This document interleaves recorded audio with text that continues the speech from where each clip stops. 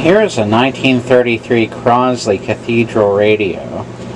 And organized 1982, and I found this at an estate sale yesterday. It's very rare to non-existent to find radios this old around here. I think just because this was still kind of the Wild West country back then, and not as much settlement as in other areas, and more people moving into and out of the region just led to less old radios being preserved around here. And this was $20. It was half price off its original price. Here's the inside of the Crosley. Looks like someone retrofitted in a more modern electrolytic cap. This looks like maybe a 50s era cap. It's got a pretty substantial Magnavox speaker. And I think this is a super heterodyne circuit. There's a power supply transformer in the middle there. I'll go ahead and lift the chassis out and check under the chassis. Here's the maker's data plate. The model on this is model 148.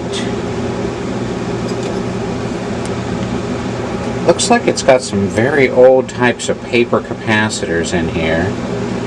Some old Cornell Dubilier or Dubilier capacitors in it. Looks like, well, I think that's a paper cap too.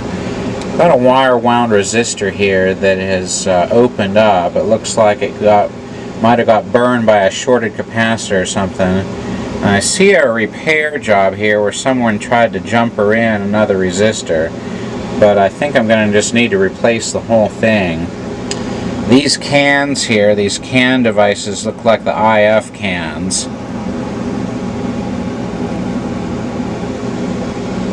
Haven't seen IF transformers like that, but it looks like that's what these components are.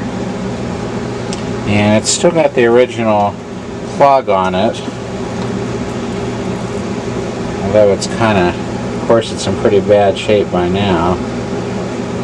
This probably quit being used sometime in the 50s, I'd say. If it was used any later, I'm sure they would have had to replace some more of these old paper capacitors. But these are pretty durable radios. Except for the old capacitors, usually all the components are pretty good quality.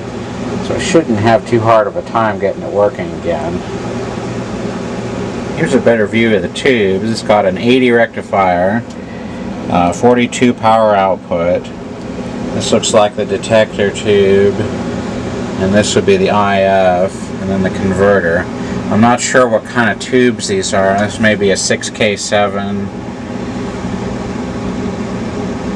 and I'm not sure what the IF tube would be. I'll just check them out and see. Usually tubes aren't a problem. Usually bad capacitors are the biggest problem on these old radios.